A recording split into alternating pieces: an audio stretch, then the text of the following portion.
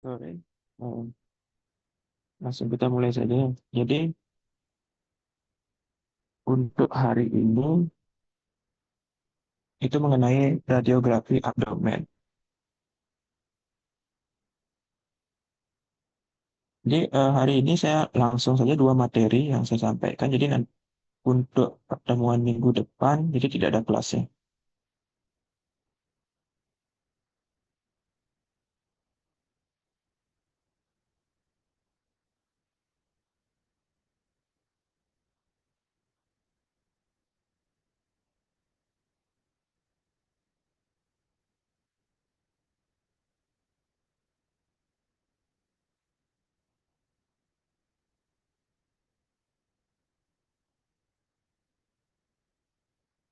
Pertama yaitu mengenai radiografi abdomen di saluran pencernaan. Sebelumnya untuk radiografi abdomen itu bertujuan atau disesuaikan dengan rujukan ataupun hasil dari diagnosa sementara. Dan juga untuk pemotretan abdomen itu umumnya menggunakan bahan kontras. Ada dua jenis, itu kontras positif yang menghasilkan gambar radio opak, di mana dengan tujuan untuk memperjelas gambar. Contohnya untuk bahan kontras positif itu ada iodin, adapun barium sulfat. Untuk kontras negatif itu menghasilkan gambar yang radiolucent yang bertujuan untuk memberi bentuk organ.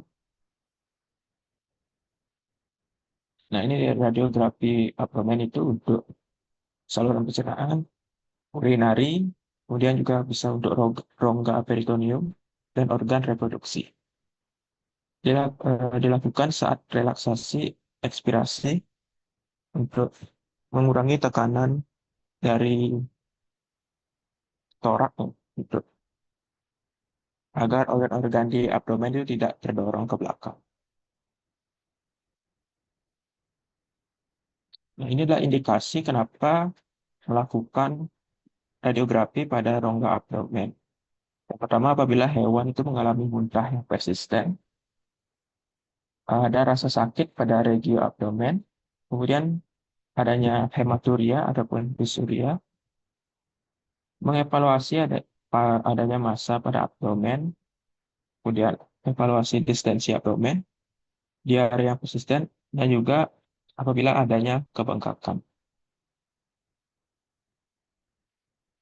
Ini contoh gambar hasil X-ray pada abdomen untuk gambar sisi kanan hewannya, di mana yang nomor satu itu adalah lambung bagian fundusnya, kemudian nomor dua itu bagian lambung dan pilorus.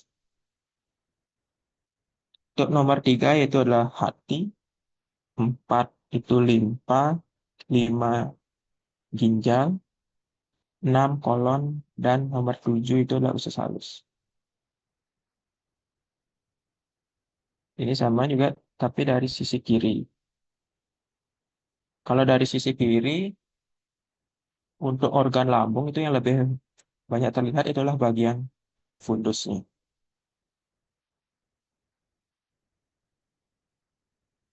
Kemudian ini adalah faktor yang mempengaruhi hasil gambar pada organ-organ abdomen, seperti misalnya terdapat makanan, feses, gas, dan urin. Kemudian juga jumlah lemak juga. Namun terkadang juga lemak membantu hasil dari gambar karena dia bisa menjadi bahan kontras natural, sehingga dia dapat memberi bentuk organ. Kemudian juga pergerakan dan ketebalan hewan juga berpengaruh. Untuk posisi, umumnya posisi radiografi abdomen itu tiga. Untuk yang pertama lateral kanan dan kiri, dan juga VD. Untuk posisi DV, dorsoventral ini jarang dilakukan karena cenderung menekan organ-organ visceral yang menyebabkan organ-organ di abdomen itu tidak teratur, sehingga diusahakan untuk posisi VD. Dan jika memang tidak bisa, tidak masalah juga untuk DV.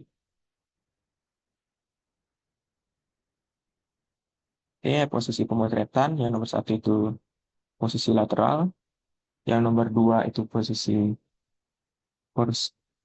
ventrodorsal, kemudian yang ketiga itu adalah posisi dorsoventral. Untuk persiapan radiografinya yang pertama bulu atau rambut hewan itu harus bersih dan kering. Kemudian segala aksesoris yang ada di hewan itu dilepas. Kemudian hewan di restrain. Diusahakan bisa menggunakan restrain fisik namun juga bisa menggunakan restrain kimia. Kemudian yang selanjutnya adalah pemberian enema. Ini bertujuan untuk mengosongkan isi perut, terutama mengosongkan usus besar. Kemudian pemasangan urin kateter ini untuk mengosongkan dari vesika urinaria. Untuk operator standar umum menggunakan alat pelindung dan juga mengatur mesin X-ray-nya.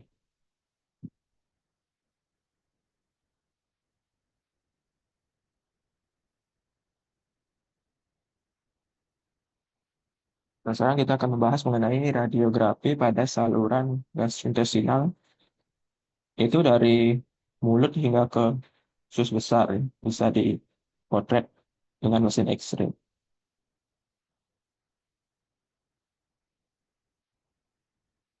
Nah, karena saluran pencernaan itu beragam, sehingga hewan itu perlu dipuasakan ya sebelum pemotretan, dan bila perlu pemberian enema dan juga bahan kontras, itu untuk memperjelas gambaran dari setiap organ. Kadang untuk pemeriksaan ini yang menggunakan bahan kontras akan lebih baik jika terlebih dahulu menggunakan fluoroskopi. Jadi fluoroskopi itu mirip seperti X-ray namun dalam bentuk video, ya. Sehingga bahan kontras yang diminum itu dapat kita lihat perjalanannya di dalam saluran pencernaan. Namun jika tidak bisa dilakukan, maka dilakukan pemotretan berseri. Artinya kita melakukan foto sekali, kemudian dilanjutkan foto kedua itu dengan jarak waktu tertentu. Namun jika di saluran pencernaan, dari hasil pemeriksaan fisik dicurigai adanya ruptur atau rusaknya organ, maka hindari penggunaan barium sulfat. Dan ini adalah indikasi pemeriksaan di saluran pencernaan apabila dicurigai adanya obstruksi oleh benda asing, baik seperti pakan, karet, massa tumor, ataupun stenosis, kemudian gangguan seperti dilatasi esofagus dan juga pembesaran lambung, adanya ulcer, kemudian juga dislokasi dari traktus gastrointestinal akibat ruptur diafragma. Jika memang ada kasus ruptur diafragma, maka beberapa organ abdomen itu bakal terlihat di rongga torak. Selain itu juga bisa untuk mengevaluasi fungsi dari saluran pencernaan. Nah, ini contoh kasus di rongga abdomen. Itu ada pembesaran dari usus halus. Usus halus pada keadaan normal memang sering dijumpai adanya gas di dalam usus halus itu. Namun, meskipun terdapat gas, ukuran dari usus halus itu dari duodenum sampai ilium itu sama. Sedangkan pada gambar ini ada beberapa bagian usus yang mengalami pembesaran.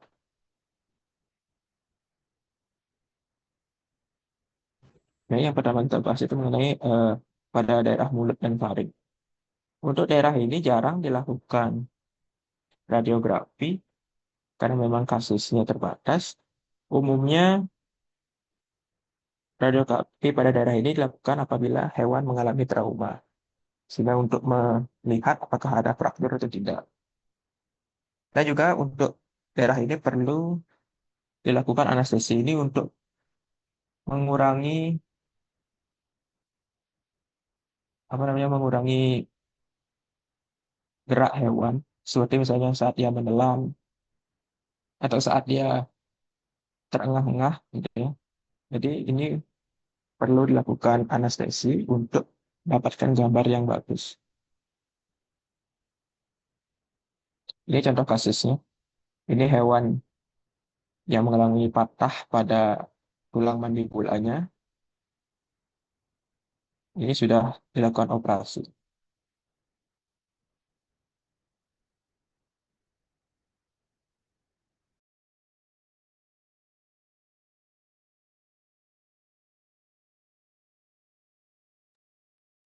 Selanjutnya, mengenai radiografi esofagus. Jadi, ini bertujuan untuk melihat fungsi esofagus.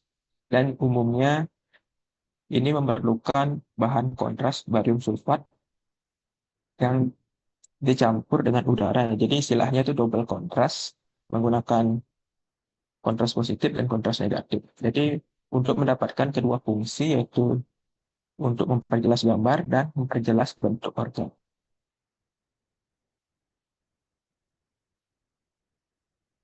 Untuk posisinya, itu yang paling baik itu adalah lateral kiri dan DV dorsoventral. Untuk posisi VD bisa dilakukan, namun terkadang terjadi tumpang tindih dengan organ lainnya, misalnya seperti trakea itu. Jadi kadang dia esofagus itu tertutup oleh trakea. Indikasi untuk melakukan radiografi di esofagus itu apabila ada regurgitasi, kemudian penyumbatan atau muntah akut, disfagia, hypersalivasi ataupun perubahan tingkah makan dan minum. Nah, lesi-lesi atau penyebab yang sering muncul di esofagus itu misalnya adanya massa di dinding esofagus, kemudian reflux esophagus, regurgitasi atau dan juga muntah, kemudian adanya divertikulum dinding esofagus, ruptur, dislokasi, dan juga adanya benda asing.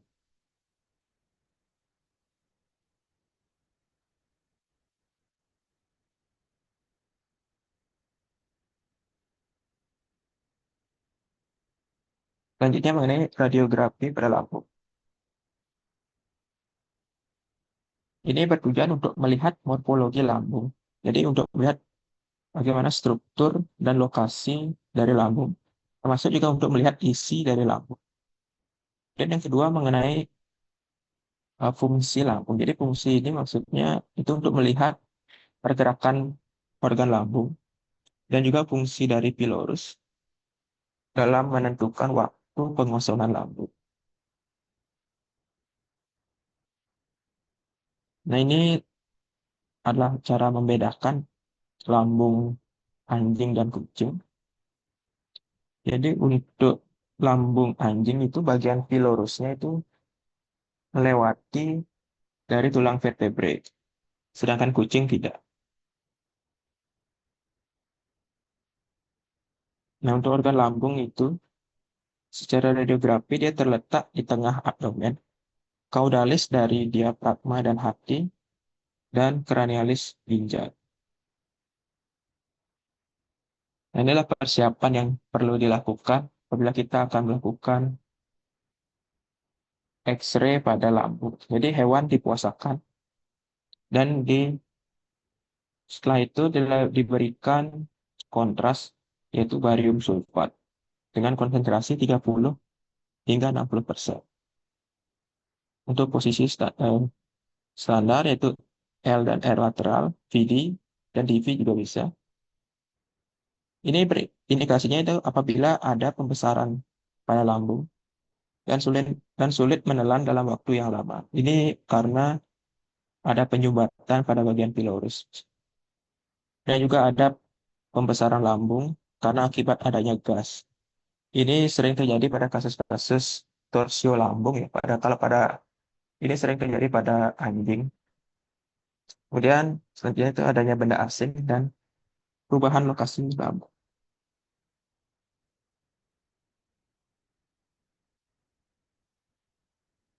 Nah, ini contoh kasus di mana ada seekor anjing yang menelan telur utuh ya dulu. Sehingga ini telurnya itu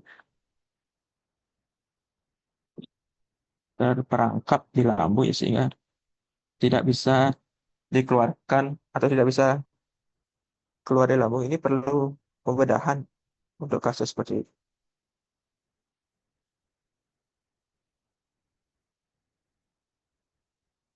Selanjutnya untuk usus halus. Usus halus itu terletak di bagian ventral abdomen, berada di caudalis lambung dan hati. Ini terdiri dari duodenum, jejunum, ileum. Sama juga dengan tadi lambung, juga hewan dipuasakan. Nah, untuk bahan kontrasnya, ini dia menggunakan kontras, double kontras, barium sulfat, dan air dengan konsentrasi 25%. Nah, untuk posisinya bisa lateral ataupun PD. Karena usus halus itu adalah organ yang panjang, sehingga perlu dilakukan pemotretan berseri. Pemotretan dilakukan setiap 20 menit untuk jam pertama, 1 jam pertama. Kemudian setelahnya dilakukan pemotretan setiap jam, hingga bahan kontras itu mencapai kolon. Umumnya waktunya itu 1 hingga 4 jam.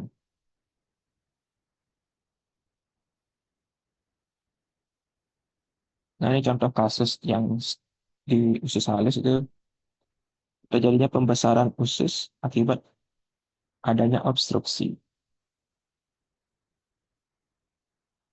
Nah, ini contoh gambar X-ray saluran pencernaan yang menggunakan bahan kontras.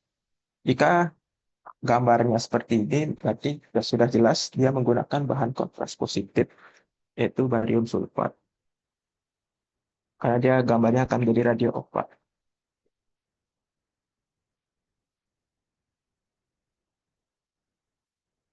Akhir di usus besar juga strukturnya ada sekum, kolon, rektum, dan kanalis anus. Namun yang paling jelas terlihat pada gambar biasanya adalah bagian kolonnya. Untuk kontras, bisa menggunakan yang positif, negatif, ataupun double kontras. Nah, untuk usus besar, pemberian kontras ini melalui anus. Untuk persiapan hewannya, sama juga dipuasakan. Kemudian juga perlu diberikan enema untuk mengosongkan feses, gas, ataupun cairan di usus besar. Perlu anestesi untuk mengurangi rejanan. Untuk flashing kolon itu dapat menggunakan cairan garam ataupun air hangat.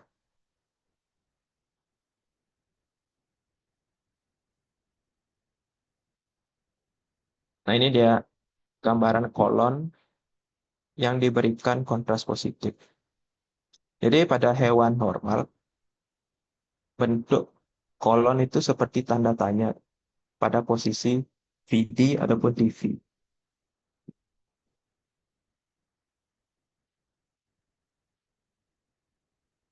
Nah, ini adalah indikasi kenapa kita melakukan pemeriksaan radiografi pada usus besar itu apabila ada defekasi yang tidak normal, diare, massa feses yang keras di dalam kolon ataupun rektum.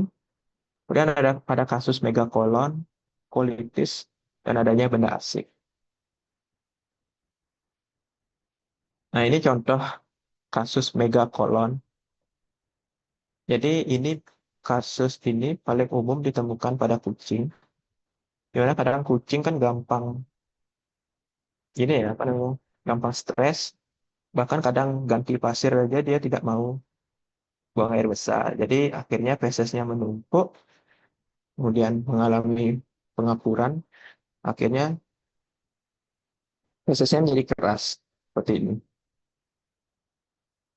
Ini tidak bisa diberikan obat-obat enema itu jadi ini perlu dilakukan proses operasi untuk mengeluarkan feses.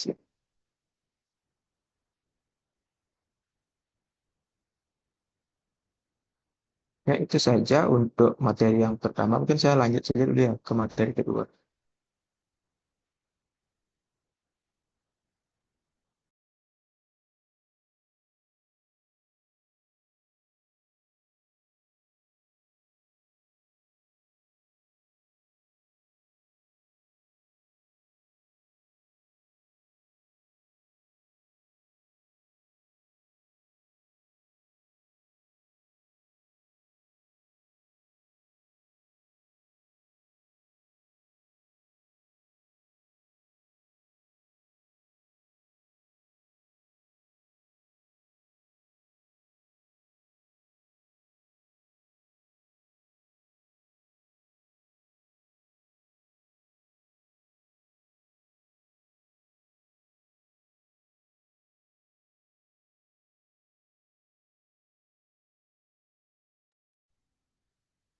Untuk materi yang kedua itulah mengenai zona regio abdomen. Jadi tadi untuk materi yang sebelumnya kita kan sudah mempelajari mengenai apa alasan kita melakukan radiografi, kemudian persiapan-persiapannya, kemudian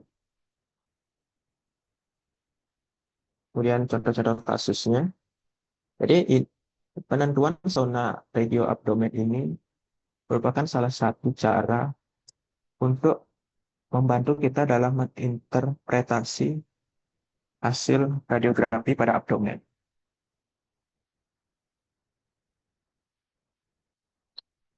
Jadi untuk posisi lateral itu abdomen dibagi menjadi 5 zona. Untuk penentuan zonanya ini, yang dilakukan pertama adalah penentuan batas luar rongga abdomen. Untuk batas kranial, yaitu adalah diafragma, batas dorsal itu adalah vertebrae, kemudian batas kaudal itu adalah os pubis. Selanjutnya, membagi zona atas dan bawah, itu ditarik garis dari titik tengah organ hati,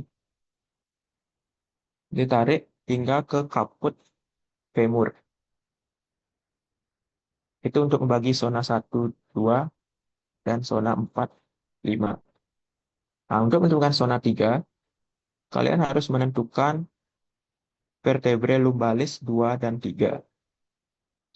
Itu caranya bisa kalian hitung dari lumbalis yang paling kaudal, itu lumbalis 7. Tinggal hitung mundur dari sana. Nah, ketika sudah menemukan lumbalis 2 dan 3, dari lumbalis 2, dari titik tengah lumbalis 2 itu ditarik garis ke ke sipoid. Kemudian dari lumbalis 3 ditarik garis ke umbilikus. Jadi itu adalah menentukan zona ketiga.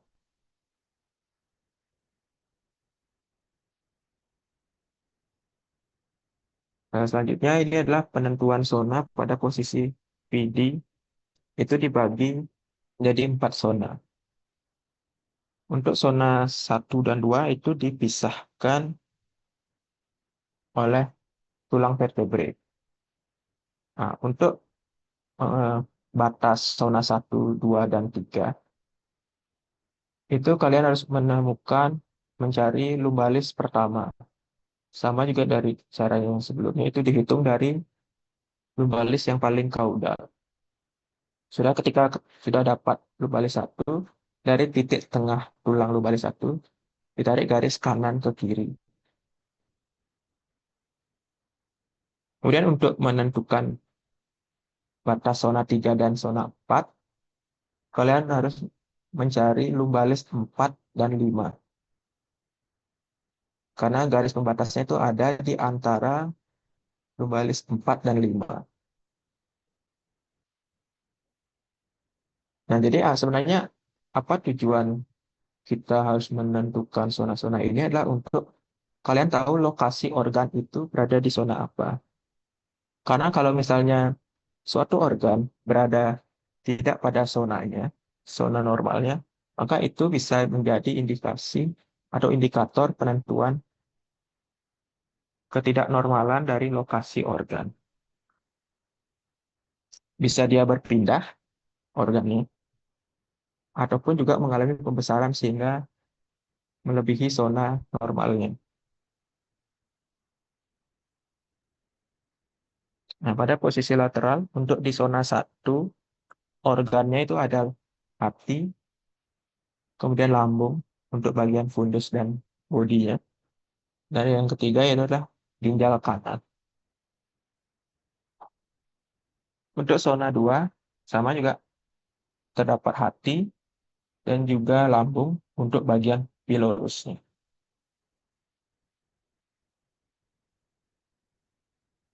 Nah, untuk zona 3, itu terdapat limfa, usus halus, usus besar. Namun untuk zona 3 biasanya usus besar itu bagian bagian awal dari kolon, dan juga sekum. Dan juga ginjal kiri berada di zona 3. Untuk zona 4 ini terdapat kolon dan rektum. Untuk zona 5 itu adalah vesika urinaria.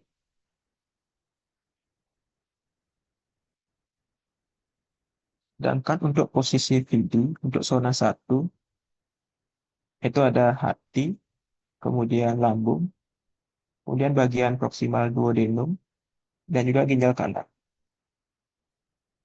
Zona 2 sama juga ada hati, lambung, dan juga limpa. Nah, di posisi PD, ini limpa dia masuk ke zona 2, sedangkan tadi kan di lateral, limpa itu ada di zona 3.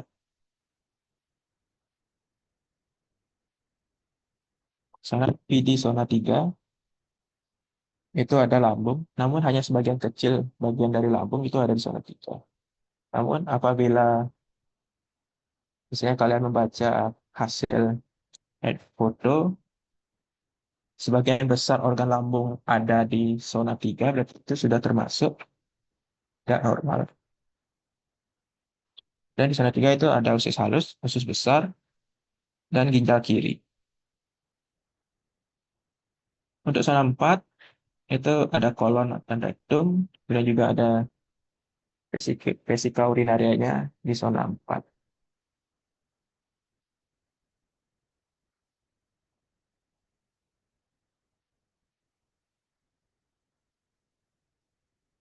Nah, itu saja untuk pembagian zona. Kalau ada yang ingin bertanya, silakan.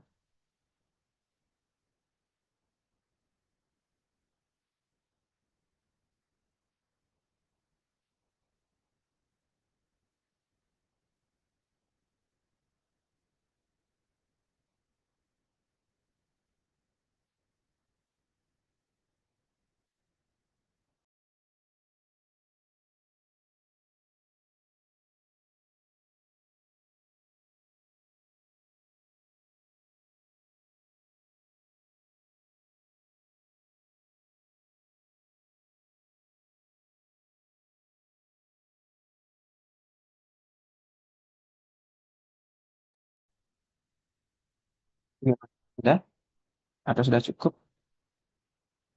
Untuk apa namanya materi PPT-nya ini, saya sudah kirim ke Korti kelas A ya. Nanti bisa minta ke sana. Kemudian juga untuk minggu depan kosong, nanti untuk pertemuan selanjutnya itu 2 minggu lagi.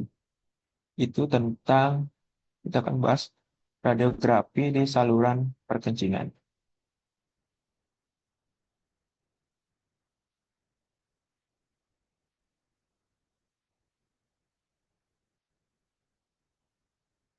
Oke, karena tidak ada yang bertanya, mungkin saya rasa sudah cukup ya.